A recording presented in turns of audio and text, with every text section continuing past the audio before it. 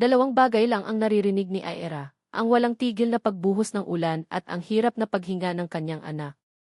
Bawat ragasan ng hangin ay parang karayom na tumutusok sa kanyang basang damit at nanunuot hanggang sa kanyang kaluluwa. Ngunit mas matindi ang kirot na dulot ng bawat paghabol ng hininga ni Niel, ang kanyang 5 taong gulang na anak na nakakalong sa kanyang mga braso. Ang maliliit na labi nito ay may bahid na ng kulay ube, isang kulay na alam ni Aira na nangangahulugan ng panganib. Isang kulay na nagtulak sa kanya na lunukin ang lahat ng hiya at takot para tumayo rito ngayon, sa harap ng isang naglalakihang gusali na parang palasyo. Luke's Medical Center. Ang pangalan pa lang ay tila ng uyam sa kanyang kalagayan. Sa kanyang likuran, 3 pa niyang anak ang nakakapit sa lailayan ng kanyang luma at kupas ng bestida. Si Leo, ang panganay sa edad na 6, ay pilit na pinapatatag ang sarili, hawak ang kamay ng kambal na sina Leah at Leo. Ang kanilang mga mata ay bilog at puno ng pagkalito, maliliit na katawan na nanginginig sa ginaw at marahil, sa takot na nahahawa mula sa kanya. Itinaas ni Aira ang kanyang paningin. Sa ibabaw ng malaking entrada ng ospital, isang dambuhalang tarpaulin ang nakabalandra. Isang lalaking nakangiti, nakasuot ng puting-puting doctor's coat. Ang kanyang mga mata ay tila nangungusap ng kumpiyansa at talino. Sa ilalim ng kanyang larawan ay ang mga salitang, Si Nathan Nate Corpus, top cardiothoracic surgeon. Your heart is in good hands. Ang puso mo ay nasa mabuting kamay. Isang mapait na ngiti ang gumuhit sa mga labi ni Aira. Ang puso niya. Matagal nang basag ang puso niya dahil sa lalaking iyan. Napapikit siya ng mariin. Ang ngiti sa litrato ay ang parehong ngiti na nagpatunaw sa kanyang puso noon. Ang parehong ngiti na bumulong sa kanya ng mga pangako sa isang gabing madilim, sa loob ng maliit na silid ng mga katulong sa mansyon ng mga Corpus. Hintayin mo ko, Aira. Aayusin ko lang ang lahat. Iyon ang huling sinabi nito sa kanya. Isang pangakong pinanghawakan niya, hanggang sa kinabukasan ay hindi na si Nathan ang kanyang hinarap, kundi ang ina nito. Si Senora Elvira Corpus. Naaalala pa ni Aira ang lamig sa mga mata ng matandang babae, mas malamig pa sa gabing ito. Ang sobrang may lamang makapal na pera na inilapag sa harapan niya. At ang mga salitang kasing talim ng patalim. Umalis ka. Huwag mong sirain ang kinabukasan ng anak ko. Isa ka lang katulong. At umalis nga siya. Dala ang isang lihim sa kanyang sinapupunan. Isang lihim na kalaunan ay naging 3. 3 maliliit na bersyon ng lalaking nasa litrato. At ngayon, pagkatapos ng maraming taon ng pagtatago at pagtitiis, narito siya, nagmamakaawa sa anino ng lalaking tumalikod sa kanya. Itinulak siya ng desperasyon, ng pagmamahal ng isang ina na handang isuko ang lahat para sa kanyang anak. Isang itim at makintab na sasakyan ang huminto sa tapat ng entrance. Bumukas ang pinto at bumaba ang isang security guard, ay hawak na malaking payong. Inalalayan nitong bumaba ang isang tao mula sa driver's seat. Siya na. Kahit nakatalikod, kilala ni Aira ang tindig na iyon. Ang lapad ng mga balikat. Ang paraan ng pag-aayos nito sa kwelyo ng kanyang mamahaling coat. Si Nathan. Parang huminto ang mundo ni Aira.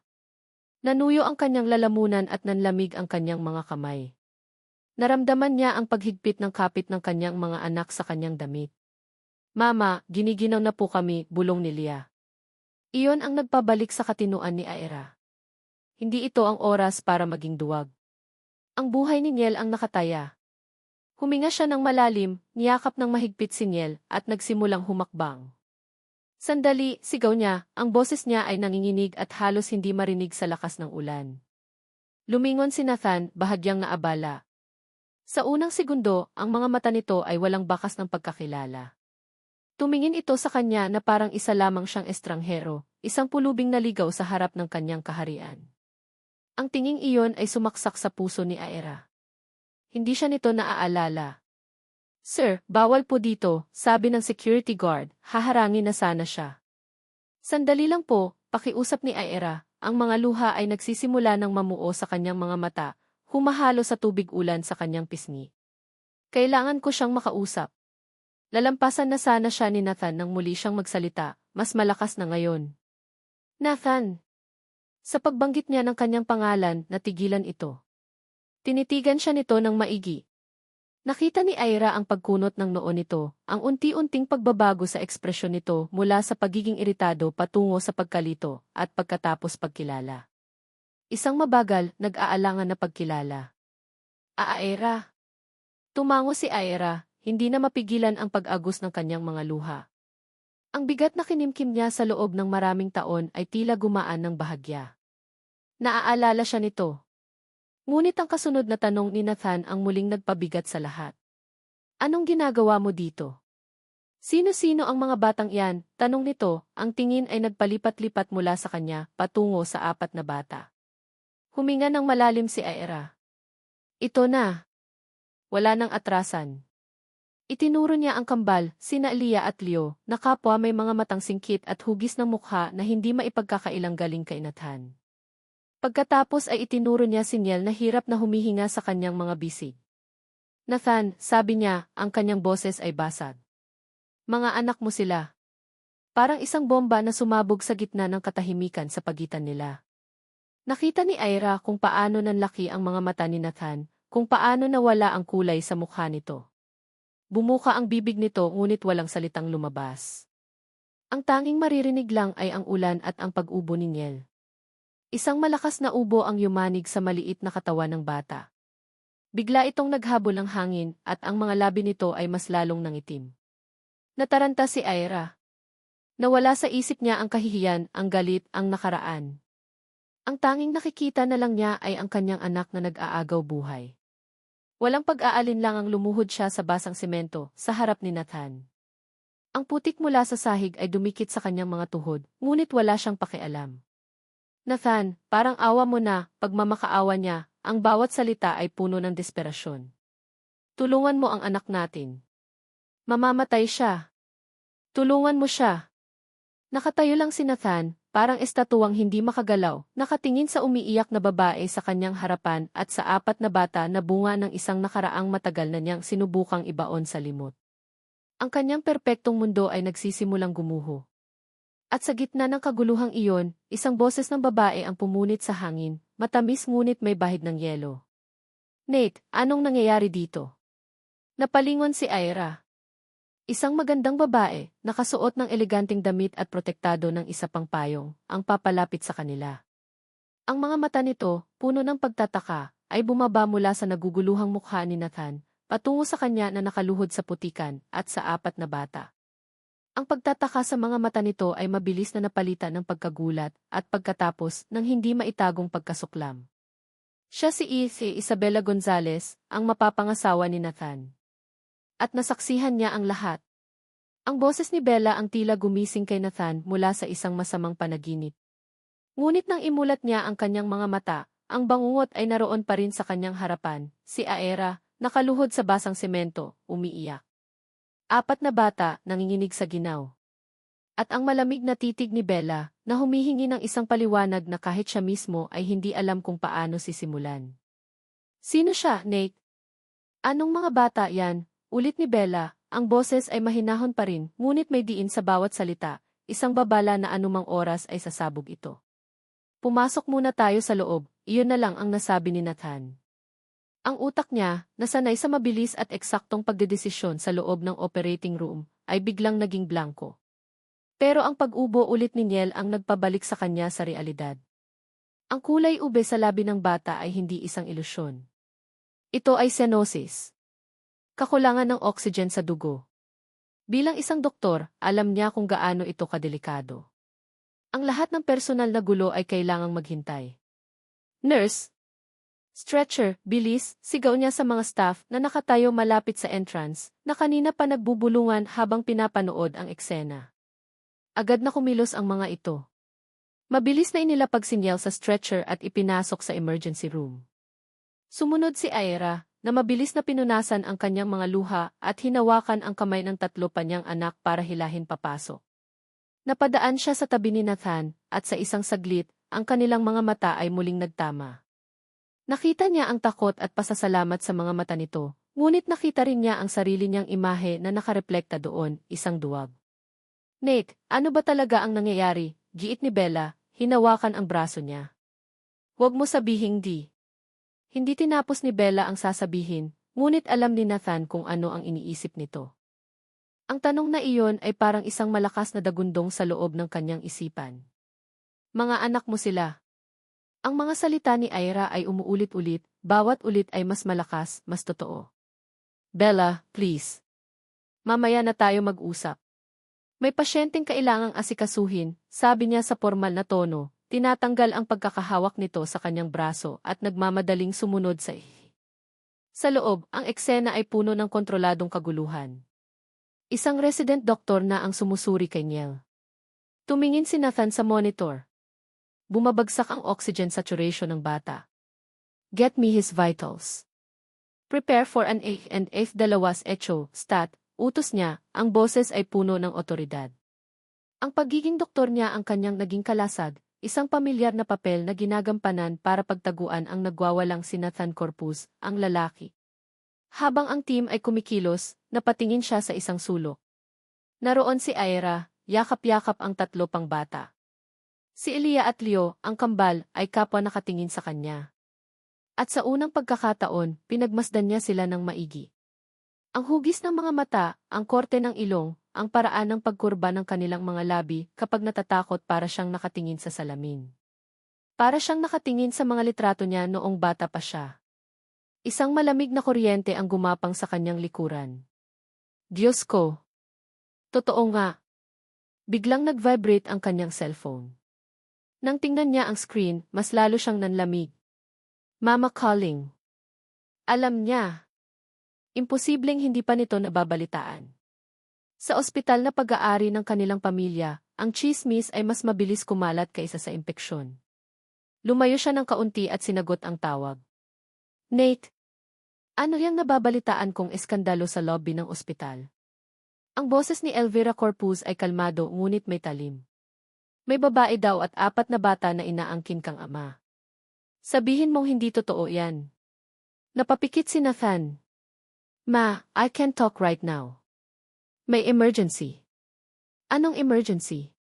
Mas malaking emergency ang idudulot niyan sa pangalan ng pamilya natin. Nariyan ba si Bella? Ano na lang ang sasabihin ng mga Gonzales? Ayusin mo iyan, Nathan. Paalisin mo sila. Bigyan mo ng pera kung kinakailangan gaya ng dati. Pero siguraduhin mong mawawala sila bago pa kumalat ang balitang ito. Gaya ng dati. Ang mga salitang iyon ay tumama kay Nathan. Bigla niyang naalala ang pagkawala ni Ira. Isang araw, naroon lang siya, ang kanyang tahimik at mahiyain na Ira na nagpapagaan ng kanyang araw sa isang simpleng ngiti. Kinabukasan, wala na siya. Sabi ng kanyang ina, umuwi daw sa probinsya at hindi na babalik. Nag-iwan siya ng isang maikling sulat ng pasasalamat. Naniwala siya. O mas tamang sabihin, pinili niyang maniwala dahil iyon ang mas madali. Ang paglimot kay Ira ay mas madali kaysa sa pagsuway sa kanyang ina at sa landas na iginuhit nito para sa kanya. I have to go, Matsi. Pinatay niya ang tawag bago pa man makasagot ang kanyang ina. Sa unang pagkakataon sa buhay niya, hindi niya sinunod ang utos nito. Bumalik siya sa tabi ng kama ni Niel. Ako na ang gagawa ng 2 echo, sabi niya sa resident doctor. Kinuha niya ang probe. Habang ipinapadulas niya ito sa dibdib ng maliit na bata, naramdaman niya ang titig ni Ira sa kanyang likuran. Bawat galaw niya ay tila binabantayan. Sa screen ng ultrasound machine, lumitaw ang imahe ng isang pusong nahihirapan. Malinaw na malinaw ang depekto. Pulmonary valve stenosis. Malubha. Kailangan ng agarang operasyon.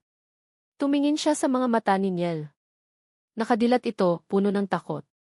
At sa mga matang iyon, may nakita si Nathan na pumukaw sa isang bagay sa kaibuturan niya. Isang bagay na mas malakas pa sa kanyang pagtanggi, sa kanyang galit, sa kanyang takot sa sasabihin ng mundo. Isang koneksyon. Nang matapos siya, lumapit siya kay Ira na nakatayo pa rin sa sulok, mukhang mas maliit at mas kaawa-awa sa ilalim ng malupit na ilaw ng isi. Kailangan niyang maoperahan, sabi niya, sinisikap na panatilihing malamig at propesyonal ang kanyang boses, kahit na ang puso niya mismo ay parang sasabog. Malubha ang kondisyon niya, pero kaya kong ayusin. Nakita niya ang pagluwag ng tensyon sa mga balikat ni Ira. Isang bahagyang pag-asa ang sumilay sa mga mata nito. Salamat, Doth. Nathan. Salamat, nauutal nitong sabi. Tumango lang si Nathan, hindi makatingin ng diretsyo sa kanya.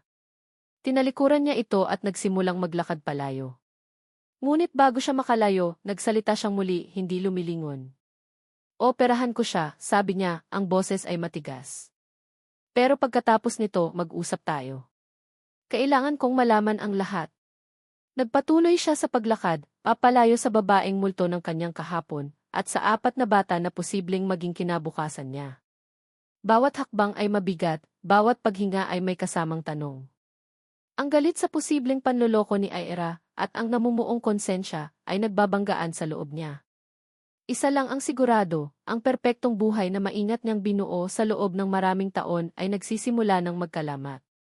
At hindi niya alam kung paano ito bubuin muli. Nailipat na si Niel sa isang pribadong silid sa pediatric ward. Ngunit ang pagiging pribado ng silid ay hindi naging panangga sa mga tinging tumatago sa pader, sa mga bulungang gumagapang sa pasilyo. Para kay Aira, ang bawat yaya at nurse na dumadaan ay may dalang isang pares ng matang mapanghusga.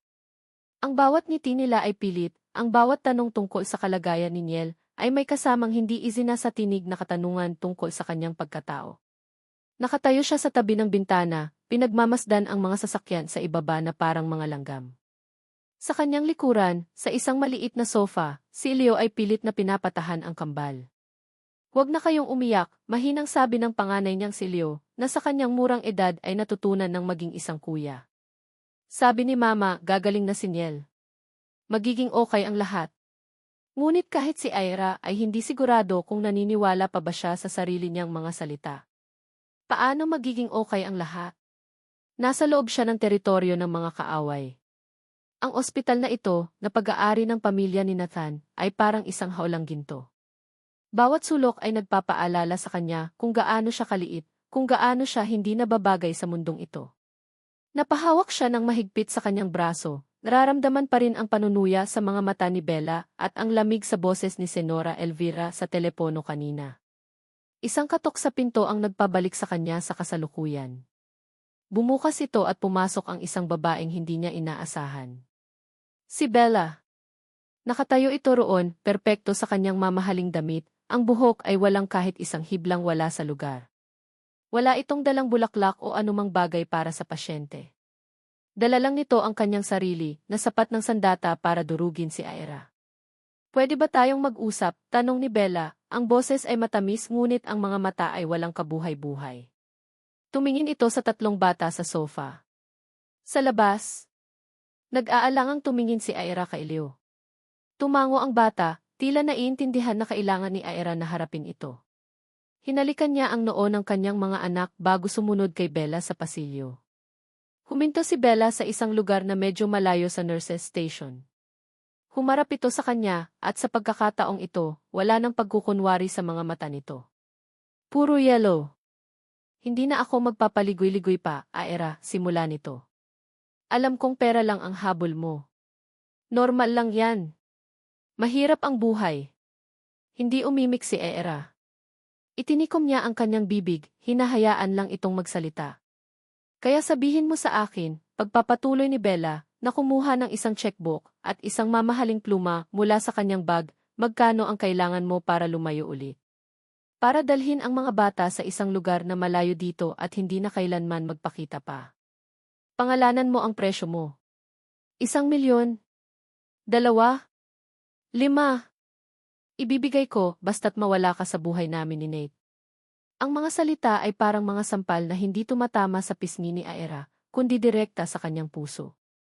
Pinipigilan niya ang panginginig ng kanyang mga kamay. Tumingin siya ng diretsyo sa mga mata ni Bella.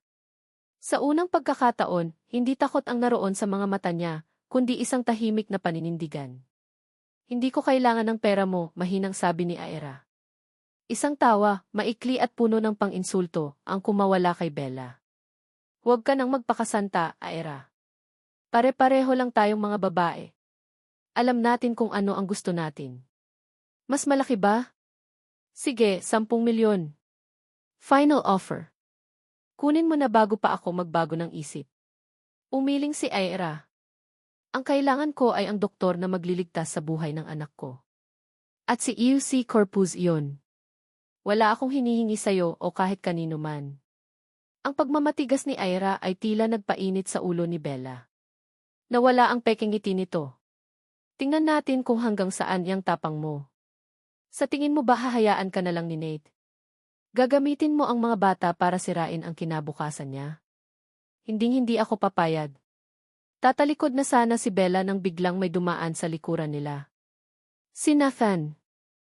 Nakasuot pa rin ito ng kanyang doctor's coat, mukhang pagod at magulo ang isip. Natigilan ito nang makita silang dalawa. Ang tensyon sa pagitan nila ni Bella ay halos pwedeng hiwain ng kutsilyo. Tumingin si Nathan mula kay Bella patungo kay Ira. Nakita nito ang pamumula sa mga mata ni Ira at ang galit sa mukha ni Bella. Bella, anong ginagawa mo dito? Tanong ni Nathan, ang boses ay pagod. Kinausap ko lang ang bisita mo, sagot ni Bella, muling ibinalik ang kanyang matamis na ngiti. Sinigurado ko lang na komportable siya. Hindi nagsalita si Nathan. Ang tingin niya ay lumipat sa direksyon kung saan nakaupo si Ira kanina. Walang tao doon. Bigla niyang napansin ang manipis na damit ni Ira, ang panginginig ng mga balikat nito na pilit nitong itinatago. Nagpatuloy ito sa paglakad, nilampasan sila. Walang sinabi. Walang ginawa. Naramdaman ni Ira ang pagbagsak ng kanyang puso. Inaasahan niya ano nga ba ang inaasahan niya? Naipagtanggol siya nito. Isang hangal na pag-asa. Ngunit pagkalagpas ni Nathan, nakita ni Ira na huminto ito at may ibinulong sa isang nurse. Pagkatapos ay nagpatuloy na ito sa paglakad at nawala sa isang kanto. Bumalik si Ira sa silid, pakiramdam ay talunan. Umupo siya sa sofa, niyakap ang kanyang mga anak. Maya-maya, kumatok ulit sa pinto ang nurse na kinausap ni Nathan. Ma'am Ira, sabi nito, ang boses ay mas magalang na ngayon. May dala itong isang makapal at malinis na kumot. Pinabibigay po ni E.C. Corpus. Para daw po hindi ginawin ang mga bata. Napatitig si Ira sa kumot. Isang simpleng kumot. Ngunit sa sandaling iyon, para itong ang pinakamainit na bagay sa buong mundo. Hindi siya nito kinausap. Hindi siya nito ipinagtanggol. Ngunit nakita siya nito. Nakita nito ang kalagayan nila. At sa gitna ng lahat ng lamig at paghamak, ang maliit na bagay na iyon ay isang maliit na mitsa ng pag-asa. Biglang bumukas muli ang pinto. Si Nathan. Pumasok siya, ang mga mata ay diretso sa kama kung saan natutulog si Niel. Kakamustahin ko lang ang pasyente, sabi niya sa pormal na tono, iniiwasan ang tingin ni Ira. Habang tinitingnan niya ang chart, si Elia, na kanina patahimik, ay dahan-dahang bumitaw sa pagkakayakap ni Ira. Lumapit ito kay Nathan na hindi napansin ang papalapit na bata. Dahan-dahan, hinawakan ng maliit na kamay ni Elia ang lailayan ng doctor's coat ni Nathan. Tumingin pababa si Nathan, nagulat. Tumingala naman si Elia sa kanya, ang mga mata ay kopya ng sa kanya, puno ng pag-asa at pagkalito. At sa katahimikan ng silid, isang salita ang lumabas mula sa bibig ng bata, isang salitang yumanig sa mundo nilang lahat. Papa. Natigilan si Nathan. Nanigas siya sa kanyang kinatatayuan, nakatingin sa batang nakakapit sa kanya. Ang kanyang mukha ay isang blankong kanvas ng pagkagulat. Nanlaki ang mga mata ni Ira sa takot. At sa may pintuan na hindi nila namalayang bahagyang nakabukas pa, nakatayo si Bella. Nakita niya ang lahat. Ang kumot sa sofa. Ang batang nakakapit kay Nathan. Ang salitang ki, Papa. Ang mukha niya ay kalmado, ngunit ang mga mata niya ay nag-aapoy. Dahan-dahan siyang tumalikod, kinuha ang kanyang cellphone, at naglakad palayo. Habang naglalakad, idinayal niya ang isang numero. Nang may sumagot sa kabilang linya, ang kanyang boses ay malamig at walang emosyon. Gusto kong malaman ang lahat tungkol sa babaeng yan. Ira Reyes. Lahat. Papa. Ang salitang iyon ay patuloy na umuugong sa isipan ni Nathan, kahit na ilang oras na ang lumipas mula nang marinig niya ito.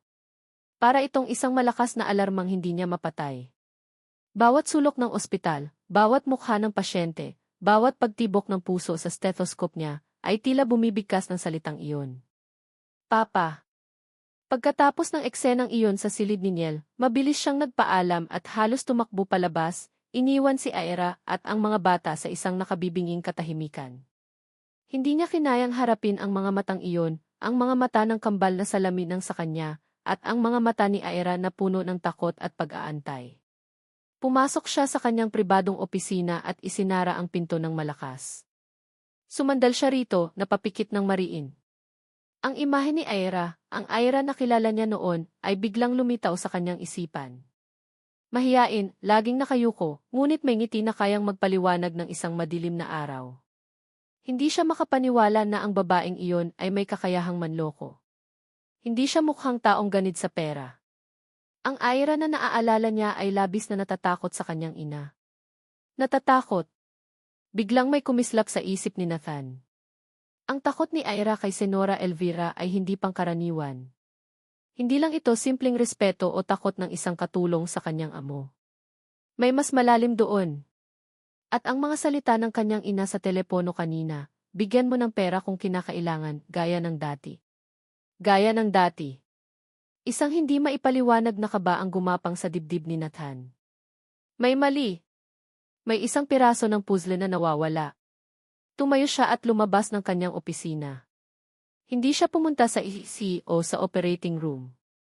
Naglakad siya patungo sa isang bahagi ng ospital na bihirang puntahan, ang lumang records at accounting office, kung saan nakatago ang mga dokumento ng pamilya. Bilang isang corpus, may access siya rito. Sinimulan niyang halungkatin ang mga lumang kahon ng dokumento mula 6 na taon na ang nakalipas, ang taon kung kailan biglang nawala si Aira. Mga payroll, mga resibo, mga lumang papeles. Halos 1 oras siyang naghanap, alikabok at amoy ng lumang papel ang kanyang kasama. Malapit na siyang sumuko nang may mahagip ang kanyang mata. Isang lumang checkbook. Hindi ito pang kumpanya. Ito ang personal na checkbook ng kanyang ama, na madalas ding gamitin ng kanyang ina para sa mga gastusin sa bahay. Dahan-dahan niyang binuklat ito. Ang mga pahina ay puno ng mga pangkaraniwang transaksyon, bayad sa kuryente, pambayad sa credit card, donasyon sa kung saang charity. Ngunit sa bandang gitna, isang entry ang pumukaw sa kanyang atensyon. Isang napakalaking halaga. Isang halaga na hindi pangkaraniwang gastusin sa bahay. Ang petsa, eksaktong 1 araw matapos ang huli nilang pagkikita ni Aira. Nanginginig ang mga kamay ni Nathan habang tinitingnan ang carbon copy ng tseke. Ang pangalan ng nakatanggap ay malinaw na nakasulat, Aira Reyes. At sa ilalim, ang pirma na nagpatigil sa kanyang paghinga, Elvira Corpus. 1,000,000 piso. Parang sinampal si Nathan ng katotohanan. Hindi umalis si Aira dahil gusto niya. Pinalayas siya. Binayaran siya para mawala. At ang sarili niyang ina ang gumawa nito. Hindi na siya nag-aksaya ng oras. Sumakay siya sa kanyang sasakyan at nagmaneho pa uwi, ang mga kamay ay mahigpit na nakakapit sa manibela. Ang galit sa loob niya ay parang isang bulkan na malapit ng sumabog. Pagdating niya sa mansyon, naabutan niya ang kanyang ina sa sala, kalmadong nagbabasa ng isang magazine na para bang walang anumang gulo sa mundo. Si Bella ay naroon din, nakaupo sa tapat nito, ngunit tumayo ito agad nang makita siya. Nate, anong ginagawa mo dito? Akala ko ba di? Simula ni Bella. Hindi niya pinansin si Bella. Naglakad siya diretso sa harapan ng kanyang ina at walang sabi-sabing inihagis ang lumang checkbook sa ibabaw ng mamahaling coffee table. Ang kalabog nito ay umalingaw sa tahimik na sala. Napatingin si Senora Elvira mula sa magazine, tinaasan siya ng kilay. Ano nang ibig sabihin nito, Nathan? Ganyan ka na ba bumati sa iyong ina? Huwag niyo akong daanin sa ganyan, ma, sabi ni Nathan, ang boses niya ay mababa at puno ng pinipigilang galit. Ito. Ano nang ibig sabihin nito? Itinuro niya ang checkbook. Binuklat ito ni Elvira, tiningnan ang pahinang nakabuklat. Walang bahid ng pagkagulat o pagsisisi sa kanyang mukha. Tumingin lang ito pabalik kay Nathan, ang mga mata ay kasing lamig ng yelo. Bakit niyo ginawa to, ma? Tanong ni Nathan, ang boses ay nagsisimula ng manginig sa galit. Pinalayas niyo siya. Binayaran niyo siya para iwan ako. Pinagmukha niyo siyang masama sa paningin ko. Bakit? Sa wakas, nagsalita si Elvira. Ang boses niya ay kalmado, ngunit puno ng lason. Ginawa ko iyon para sa'yo, Nathan. Para sa kinabukasan mo. Para sa pangalan ng pamilyang ito. Para sa akin. O para sa sarili ninyong ambisyon, ma, hindi makapaniwalang sagot ni Nathan. Kinuha niyo sa akin ang pagkakataong malaman na magiging ama ako. 6 na taon, ma.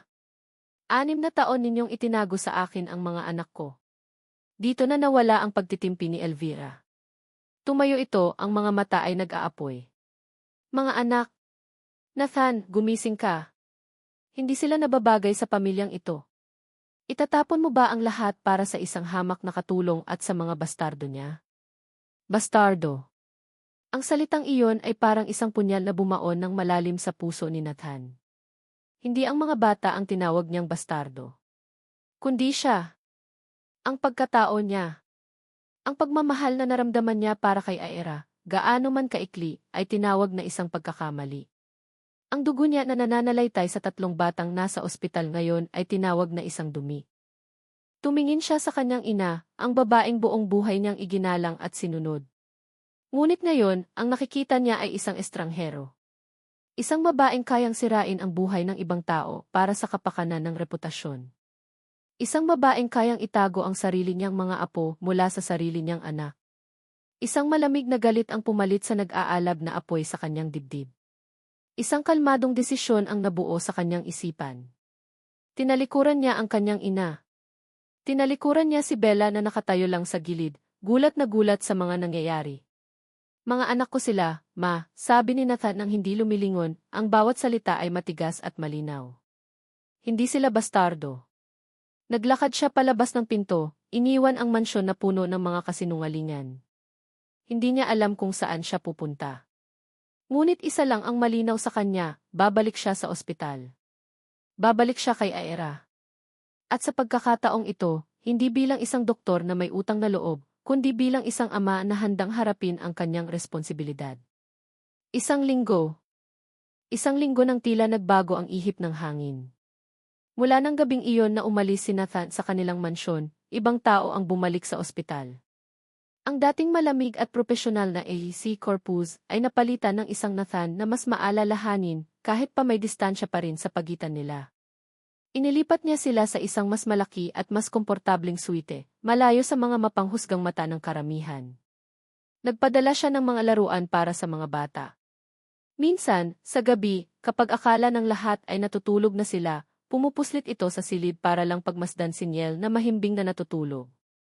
Nakikita siya ni Aira, ngunit nagkukunwari siyang tulog, hinahayaan itong magkaroon ng sarili nitong tahimik na sandali kasama ang anak nito. Sa mga bihirang pagkakataon na nag-uusap sila, tungkol lang ito sa kalagayan ni Niel. Wala pa ring pag-uusap tungkol sa nakaraan, tungkol sa 1,000,000 piso, tungkol sa 6 na taong nawala. Tila pareho silang natatakot na buksan ang sugat na iyon. Ngunit sa kabila ng katahimikan, isang maliit na binhi ng pag-asa ang nagsimulang tumubo sa puso ni Aira. Baka sakali. Baka sakaling may pag-asa pa para sa kanila. Baka sakaling matatanggap sila ni Nathan ng buo. Ang pag-asang iyon ang nagbigay sa kanya ng lakas ng loob na pumayag ng anyayahan siya ni Bella para sa isang kihapunan ng pagkakasundo sa mansyon ng mga Corpus. Para ito sa mga bata, Aira, sabi ni Bella sa telepono, ang boses ay sadyang pinatamis. Nakausap ko na si Tita Elvira. Gusto naming ayusin ang lahat bago ang operasyon ni Niel. We need to present united front. Para sa kapakanan nila. Isang patibong. Alam iyon ng isang bahagi ng isip ni Aira. Ngunit ang bahaging umaasa ay mas malakas. Gusto niyang maniwala. Gusto niyang bigyan ng pagkakataon ang isang buo at normal na pamilya para sa kanyang mga anak. Kaya narito siya ngayon, nakaupo sa napakahabang hapagkainan ng mga Corpus, kasama ang kanyang 4 na anak na pinilit niyang bihisan ng kanilang pinakamagagandang damit. Si Nathan ay nasa kanyang tabi, tahimik at halatang hindi komportable. Sa kabisera, si Senora Elvira ay nakaupo na parang isang reyna sa kanyang trono, ang mga mata ay matalim. At sa tapat nila, si Bella, na may ngiti sa mga labi na hindi umaabot sa kanyang mga mata. Ang hapunan ay puno ng alanganing katahimikan. Tanging ang maliliit na boses ng kambal at ang kalansing ng mga kubyertos ang maririnig. Sinubukan ni Aira na pakainin ang kanyang mga anak, sinisikap na huwag pansinin ang mabigat na pakiramdam sa silid. So, Aira, biglang sabi ni Bella, binabasag ang katahimikan. Naikwento sa akin ni Nate na napakahirap pala ng pinagdaanan mo sa loob ng 6 na taon. Nag-iisa. Talagang kahanga-hanga ang katatagan mo. Tumingin si Ira kay Nathan, ngunit nakayuko lang ito sa kanyang plato. Ginawa ko lang po ang dapat gawin para sa mga anak ko, mahinang sagot ni Ira. Talaga, sabi ni Bella, tumango-tango. Ang ngiti nito ay lumapad. Lalo na't hindi lang naman pala 3 ang inaalagaan mo. 4 sila. At itong si Leo, tama ba? Tumingin ito sa panganay ni Ira. Mukhang mas matanda siya sa kambal. Ibang-iba rin ang itsura niya sa mga kapatid niya. At lalo namang walang hawig kay Nate. Nanlamig si Ira. Naramdaman niya ang panganib. Ito na. Anong punto mo, Bella? Malamig na tanong ni Nathan, sa wakas ay nag-angat ng tingin. Mumiti lang si Bella sa kanya bago muling ibinaling ang tingin kay Ira. Ang punto ko, nate, ay kung gaano kahusay na aktres itong si Ira. Mula sa kanyang tabi, kinuha ni Bella ang isang brown envelope at inilabas ang isang dokumento. Dahan-dahan niya itong inilapag sa gitna ng mesa. Akala nating lahat, 4 ang anak ninyo ni Nate. 4 na anghel na dala-dala ang isang lihim, sabi ni Bella, ang boses ay puno ng sarkasmo. Pero bakit itong isa, itinuro niya ang dokumento, ay may ibang ama na nakapangalan sa birth certificate? Bakit isa lang ang may apelyidong Santos? Parang isang bombang sumabog sa gitna ng hapagkainan. Ang lahat ng hangin ay tila hinigop palabas ng silid. Isang kopya ng birth certificate ni Leo. Nanlaki ang mga mata ni Nathan. Tumingin siya mula sa papel patungo sa namumutlang mukha ni Ira.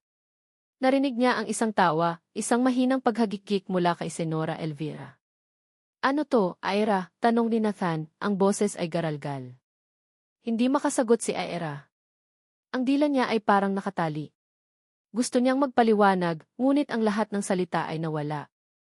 Ang nakikita lang niya ay ang mga mata ni Nathan, mga matang puno ng pag-asa kanina lang, ngunit ngayon ay unti-unting napupuno ng pagkalito, sakit, at isang emosyon na pinakakinatatakutan niya sa lahat, ang pakiramdam na pinagtaksilan. Sabihin mo ang totoo, sigaw ng isang bahagi ng kanyang isip. Sabihin mong pagkatapos kang palayasin, sa sobrang desperasyon mo, nagpakasal ka sa isang mabuting lalaki para lang bigyan ng pangalan ang mga dinadala mo sa sinapupunan mo. Sabihin mong namatay din siya sa isang aksidente, at si Leo ang tanging alaala niya. Sabihin mong natakot kang aminin dahil baka itaboy niya kayong lahat. Ngunit walang lumabas sa kanyang bibig. Ang tanging nagawa niya ay mapayuko, ang mga luha ng kahihiyan at sakit ay nagsimulang tumulo sa kanyang mga kamay na nakapatong sa kanyang kandungan. Ang kanyang katahimikan ay naging isang pag-amin. Hindi makapaniwala, bulong ni Nathan, na pailing. Ang sakit sa kanyang boses ay parang kutsilyong humiwa sa puso ni Ira. Tumingin ito sa kanya, at ang pag-asang naroon kanina ay tuluyan ng naging abo. Ang natira na lang ay ang lamig ng pagdududa at ang pait ng pagkakatuklas. Tumayo si Nathan. Tinitigan niya si Ira na parang isa siyang estrangherong hindi niya kailanman nakilala. Ang kanyang boses, nang muli siyang magsalita, ay kasing lamig ng yelo sa hilagang polo. Totoo ba to, Ira? Sagutin mo ako. Ang tanong ay nanatiling nakabitin sa ere, mabigat at puno ng akusasyon. Totoo ba to, Ira? Sagutin mo ako. Ang katahimikan ni Ira ay mas malakas pa sa anumang pagsigaw. Ang pagyuko niya at ang mga luhang walang tigil sa pagpatak ay isang pag-amin na hindi na kailangan ng salita. Para kay Nathan, ang katahimikang iyon ay isang pagtataksil. Naramdaman niya ang pag-akyat ng galit, isang pamilyar na galit na hinaluan ng matinding sakit. Ang lahat ng pag-unawa na sinimulan niyang buuin para kay Ira, ang lahat ng awa para sa pinagdaanan nito, ang lahat ng namumuong pagmamahal para sa mga bata, lahat ay gumuho sa isang iglap. Pakiramdam niya ay ginawa siyang isang malaking tanga. Umalis na tayo, malamig na sabi ni Nathan, hinila ng bahagya ang braso ni Ira para patayuin ito. Hindi na niya kayang manatili pa sa silid na iyon, kasama ang mapanuyang ngiti ni Bella at ang nagtatagumpay na tingin ng kanyang ina. Hinila niya si Ira palabas ng mansyon, kasunod ang 4 na batang litong-lito at umiiyak na ngayon. Hindi siya nagsalita habang ipinapasok niya sila sa kanyang sasakyan. Hindi siya nagsalita habang nagmamaneho pabalik sa ospital. Ang bigat sa loob ng sasakyan ay halos nakak-suffocating. Pagdating sa suite ng ospital, nang maisara na nila ang pinto, hindi na napigilan ni Nathan ang kanyang sarili. Bakit, sigaw niya, ang boses ay puno ng sakit at hinanakit. Bakit hindi mo sinabi sa akin ang totoo, Aira? Pinaniwala mo ako. Pinaniwala mo akong apat sila. Ginamit mo ba ako? Ginamit mo ba ang mga anak ko para lang makuha ang simpatsya ko? Doon na bumuhos ang lahat ng emosyon na kinimkim ni Aira. Humagulgol siya, ang mga balikat ay nayayanig. Hindi. Hindi totoo yan, Nathan. Kung hindi, ano ang totoo? Bakit may ibang ama ang isa sa kanila? Nagkaroon ka ng ibang lalaki habang ako. Naputol ang sasabihin niya. Habang siya, ano? Habang siya ay namumuhay ng marangya at sinusubukang kalimutan siya. Anong aasahan mong gawin ko? Sigaw pabalik ni Aira, ang boses ay basag sa pag-iyak. Pinalayas ako ng nanay mo. Buntis ako sa 3 anak mo, mag-isa, walang pera, walang matatakbuhan. Nagpakasal ako. Nagpakasal ako sa isang mabuting tao, isang biyudo na handang ibigay ang pangalan niya sa mga anak ko para lang hindi sila tawaging bastardo. Yun ba ang kasalanan ko, Nathan? Ang subukang bigyan sila ng pamilya na ipinagkait mo sa kanila? Ang bawat salita ay parang suntok sa sikmura ni Nathan. Ang katotohanan sa likod ng kasinungalingan ay mas masakit pa. Hindi ito simpleng panloloko. Ito ay kwento ng desperasyon. Minahal ko siya, pagpapatuloy ni Aira sa gitna ng mga hikbi. Pero namatay siya, Nathan. 1 taon lang matapos isilang si Leo, namatay siya sa isang aksidente. At naiwan na naman akong mag-isa, ngayon, 4 na ang anak ko. Natakot akong sabihin sa iyo ang totoo. Natakot ako na kapag nalaman mong hindi mo anak si Leo, itataboy mo kaming lahat. Hindi ko kayang mawala ulit sa kanya ang isang ama. Natigilan si Nathan. Ang galit niya ay unti-unting napalitan ng isang emosyong hindi niya maintindihan, isang halo ng hiya at pagkaunawa. Siya ang tumalikod. Siya ang naging duwag. At si Aira, sa sarili nitong paraan, ay sinubukan lang nabuin ang isang pamilyang siya mismo ang sumira. Bago pa man siya makasagot, biglang tumunog ng malakas ang telepono sa silid. Sinagot ito ni Nathan, ang isip ay gulong-gulo pa rin. Corpus, sabi ng isang nurse sa kabilang linya, ang boses ay apurado. Ang pasyente sa suite 705, Siniel Reyes. Biglang bumagsak ang vitals niya. Nagde-desaturate siya. Kailangan na po nating isugod sa ngayon din. Parang isang baldeng may yelo na ibinuhos sa ulo ni Nathan. Nawala ang lahat. Ang galit, ang sakit, ang gulo sa pagitan nila ni Aira. Ang tanging natira ay ang malamig na takot ng isang doktor at ang mainit na kaba ng isang ama. I'm on the way, sabi niya, at mabilis na tumakbo palabas ng silid. Sa harap ng operating room, ang lahat ay tila gumagalaw sa slow motion. Nakita niya ang mga nurse na nagmamadaling ihanda si Niel. Nakita niya si Aira na nakasandal sa pader, ang mukha ay basang-basa ng luha, nagdarasal ng taimtim. Sa tabi nito, ang 3 pang bata. Si Elia at Leo ay umiiyak habang si Leo, ang batang hindi niya kadugo, ay nakayakap sa kanila, pilit silang pinapatahan, kahit na ang sarili nitong mga mata ay puno rin ng luha. Kuya Leo is here. Don't terrify. Papa Doctor will make Neil better, narinig niyang bulong ni Leo. Papa Doctor. Sa sandaling iyon, habang pinagmamasdan niya ang eksenang iyon, isang ina na nagdarasal, isang batang umaako ng responsibilidad na hindi para sa kanya, isang bagay ang naging malinaw kay Nathan. Ang pamilya ay hindi lang tungkol sa dugo na nananalaytay sa iyong mga ugat. Ito ay tungkol sa pag-ibig na nagbubuklod. Ito ay tungkol sa pag-aaruga. Ito ay tungkol sa pagpili na manatili kahit sa pinakamahihirap na sandali. Huminga siya ng malalim at pumasok sa scrub room. Habang nagsasabon siya ng kamay, tinitingnan niya ang kanyang refleksyon sa salamin. Sino siya? Isang sikat na doktor na may perpektong buhay? O isang amang haharapin ang pinakamalaking responsibilidad ng kanyang buhay? Pagkatapos ng ilang oras na tila walang katapusan, lumabas si Nathan sa operating room, pagod ngunit matagumpay. Ang operasyon ay isang tagumpay. Naabutan niya sila sa parehong posisyon, naghihintay. Nag-angat ng tingin si Aira, ang mga mata ay puno ng tanong. Tumango si Nathan. Isang tango na nagsasabing ligtas na ang anak nila. Isang buntong hininga ng pasasalamat ang kumawala kay Aira at napaluhod ito sa sahig sa sobrang ginhawa. Naglakad si Nathan palapit, ngunit hindi lang kay Aira. Nilampasan niya ito. Lumuhod siya sa harap ng tatlong bata. Tumingin siya sa kambal at pagkatapos ay tumingin siya ng diretsyo sa mga mata ni Leo. Ang batang nagpanggap na matapang para sa kanyang mga kapatid. Dumating si Bella at si Senora Elvira, na malamang ay tinawagan ng isang tsimosang nurse. Nick, tapos na ba? Tanong ni Bella, akmang hahawakan ang braso niya. Ngunit hindi siya pinansin ni Nathan.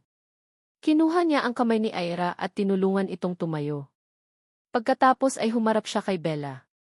Tapos na tayo, Bella, sabi niya, simple at pinal. Pagkatapos ay tumingin siya sa kanyang ina. Sila ang pamilya ko ngayon, Matsi. Bago pa man makasagot ang dalawang babae, muli siyang lumingon sa mga bata. Ang kanyang tingin ay nanatili kay Leo.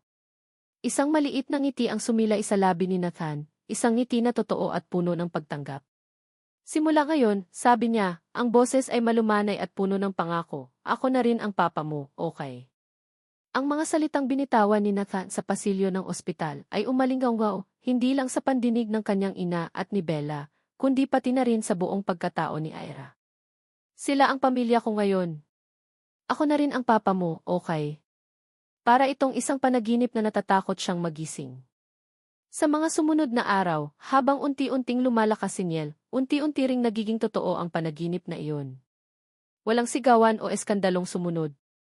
Si Senora Elvira ay tumalikod na lang na may tinging puno ng pagkasuklam, habang si Bella ay umalis ng walang imik, ang pagkatalo ay malinaw na nakaukit sa kanyang perpektong mukha.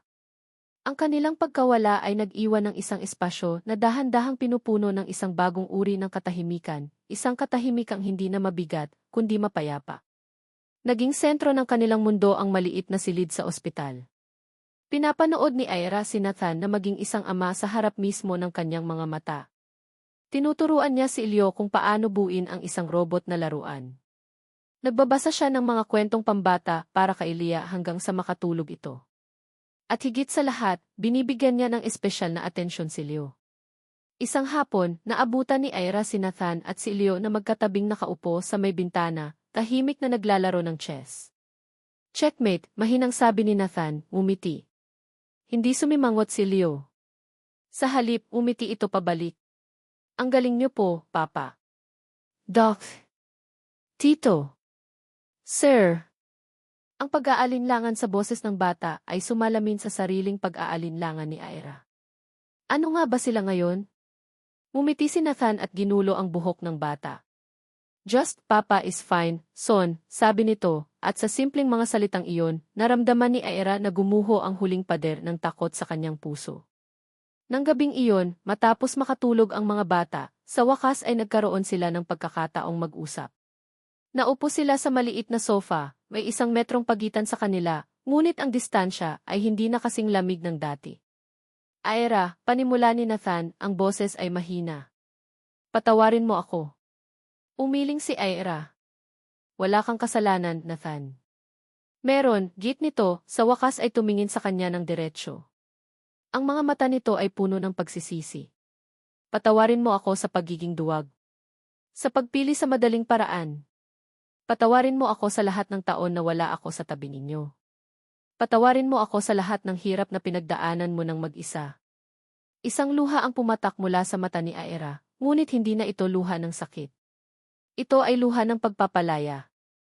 Ang mahalaga, nandito ka na ngayon, sagot niya, ang boses ay nanginginig. Lumapit si Nathan.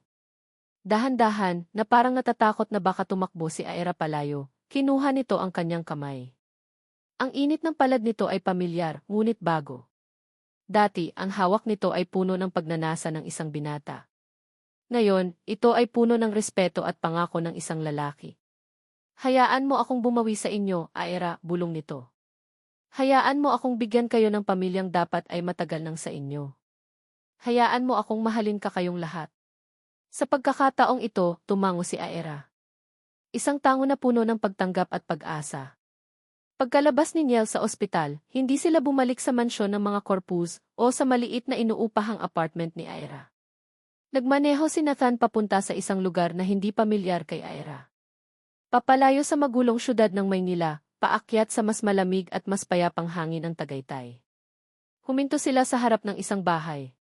Hindi ito kasing laki ng mansyon, ngunit maluwag ito, na may malawak na hardin at napapalibutan ng mga puno ng pino. Mayroon itong beranda na may duyan at mga bintanang salamin na nagpapapasok sa liwanag ng araw. Mukha itong isang tahanan. Para sa atin to, sabi ni Nathan. Isang bagong simula. Bumaba ang mga bata mula sa sasakyan at tumakbo sa hardin, ang kanilang mga tawa ay umaalingaw sa hangin. Si Niel, bagamat hindi pa pwedeng masyadong magpagod, ay masayang nakaupo sa damuhan, pinapanood ang kanyang mga kapatid. Naiwan sina Ira at Nathan sa may pintuan, pinagmamasdan ang kanilang mga anak. Ang apat na anghel na nagdala ng gulo, sakit, at sa huli, ng isang kumpletong pag-ibig. Lumapit si Nathan at niyakap si Ira mula sa likuran, ipinatong ang kanyang baba sa balikat nito. Naramdaman ni Ira ang pagtibok ng puso nito sa kanyang likod, isang tibok na kalmado at sigurado. Noong una, akala ko sinira ninyo ang perpekto kong buhay, bulong ni Nathan sa kanyang tainga. Pero ngayon ko lang naintindihan. Hindi ninyo ito sinira. Binuo ninyo ito. Humarap si Ira sa kanya, ipinulupot ang kanyang mga braso sa liig nito. Sa unang pagkakataon sa loob ng napakaraming taon, ngumiti siya ng walang takot, ng walang pag-aalinlangan. Isang ngiting totoo. Mahal kita, Ira, sabi ni Nathan, hinahawi ang isang hibla ng buhok mula sa kanyang mukha. Mahal ko kayong lahat. Mahal din kita, Nathan, sagot ni Ira. At sa ilalim ng papalubog na araw sa Tagaytay, habang ang hangin ay nagdadala ng halimuyak ng mga bulaklak at ng tawa ng kanilang mga anak, sila ay naghalikan. Hindi ito isang halik ng pagnanasa o ng panghihinayang sa nakaraan, kundi isang halik ng isang bagong simula, isang pangako na ang kanilang pamilya, na binuo mula sa mga basag na piraso ng kahapon, ay magiging mas matatag at mas buo kaysa sa anumang perpektong pamilya na kanilang pinangarap. At dito nagtatapos ang kwento ni Nathan, Ira, at ng kanilang apat na anghel. Maraming salamat sa inyong walang sawang pagsubaybay at pakikinig. Salamat sa pagsama ninyo sa bawat pagpatak ng luha, sa bawat pagtibok ng puso, at sa bawat pag-asang nabuo sa paglalakbay ni Ira at Nathan. Habang isinusulat ko ang bawat kabanata, hindi ko maiwasang madala sa kanilang mga damdamin. Naramdaman ko ang bigat ng desisyon, ang sakit ng nakaraan, at ang tamis ng isang bagong simula. Sana, sa pagtatapos ng kwentong ito, baunin ninyo ang mensahe na ang tunay na pag-ibig ay hindi kailanman perpekto. Ito ay magulo, minsan ay masakit, ngunit ito rin ay puno ng pagpapatawad at ng walang katapusang pagkakataon para magsimula muli. Ito ay isang paalala na ang isang pamilya ay hindi laging sinusukat sa dugo, kundi sa pag-ibig na kayang yakapin ang lahat, kasama na ang mga pagkakamali at ang hindi inaasahang mga biyaya. Ngayon, nais ko namang pakinggan ang inyong mga puso. Anong bahagi ng kwento ang pinakatumatak sa inyo? Anong aral ang inyong napulot? Huwag kayong mag-atubiling ibahagi ang inyong mga saloobin sa comment section. Muli, mula sa kaibuturan ng aking puso, maraming salamat sa inyong oras at sa inyong pagmamahal sa kwentong ito. Hanggang sa ating susunod na pagkikita at sa susunod na kwentong ating pagsasaluhan. Ang inyong lingkod at manunulat,